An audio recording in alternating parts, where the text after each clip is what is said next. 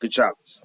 This week's portion is Parshas Achrei Mos, and at the end of the portion, the Torah speaks about those relationships which are prohibited. And it is often understood by many commentators that this is what you would call a chok, a law without a reason. There's no real reason why certain relationships are forbidden or taboo, and others are permitted. Maimonides suggests that in general, it's trying to diminish the amount of sexual relationships a person could have, so that one doesn't get too involved in that whole area of life, so to speak. I'd like to offer some other possibilities, and that is that in general, relationships which are we would call incestuous create imbalances in power.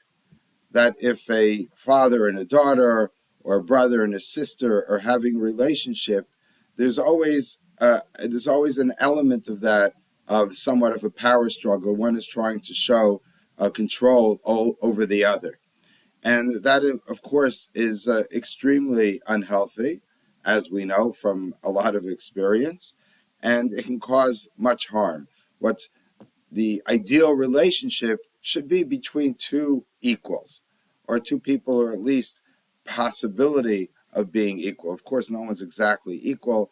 There's different struggles, if you want to put it that way, or tensions that exist in relationship. And the idea is that a couple, each one should complement the other. But generally speaking, we want to avoid those types of power struggles that are inherent in taboo, what we would call taboo relationships. It's also possible that these taboos, which existed in other cultures, are just a reflection of the fact that they knew that there are physical deformities and all kinds of problems which happen when an incestuous relationship happens. So that might be the natural explanation of why these relationships are forbidden.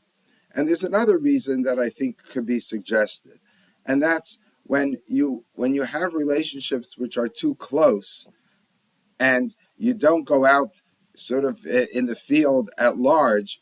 What you're doing is you are limiting the amount of diversity. In one family, besides having the same genetic makeup which causes the physical problems, you also generally have similar character traits. So if you have anger management problems in a family and you marry within the family, what you're doing is just compounding the problem.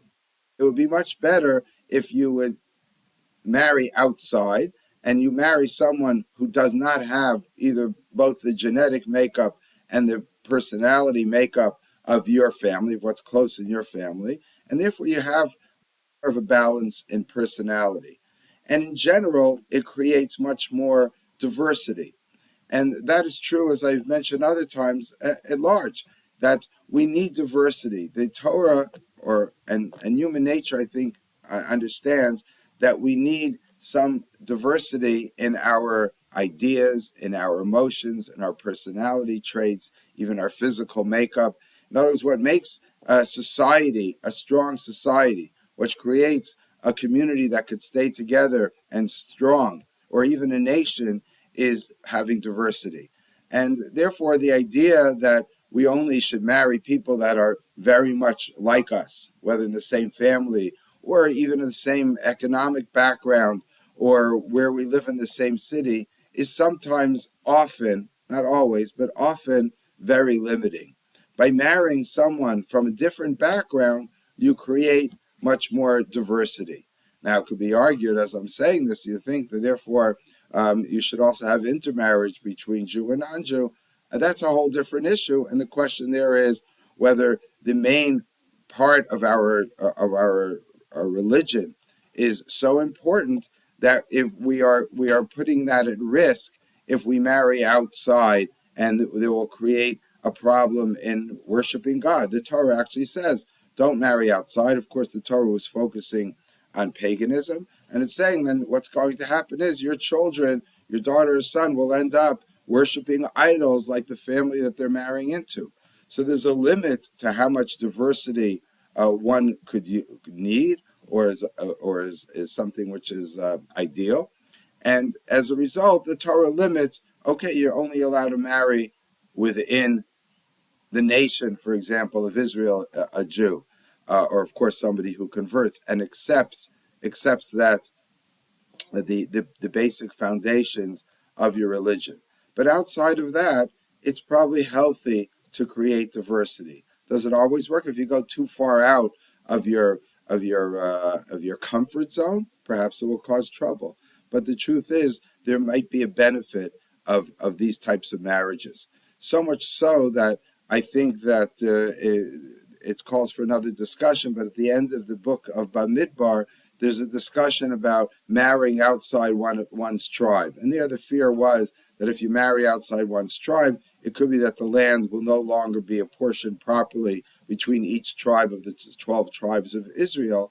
But my suspicion is that outside of the fear of the tribal needs of having their land and having their inheritance stay intact, there's actually a benefit, because every tribe has different qualities, just like every family has different qualities. And the more we intermarry, the more the tribe of Reuven intermarries with the tribe of Shimon, the better off the Jewish people are, and the less problems exist. There's no longer that tribal tension that exists, because everybody is one big happy family. And hopefully that's, I think, the ideal that we all have to look towards, is that we should try, as I often say, is to be open to other ideas, open to other families, open to other personality traits that we're not used to, and therefore round ourselves out to a degree where our children and the next generation and the generations that follow will be rich with ideas, will be rich with personality traits. They'll be able to choose from all different types of traits, of character traits, and even knowledge and ideas that exist within different families. And that's something I think we could all sort of look towards as an ideal, that we shouldn't be always inward looking. We should be able to make sure that we're not only looking for conformity, but we're looking for growth. And I think that's something that could be not only, of course, in marriage, but in general. I think that's ideal that we should be looking for. Good Shabbos.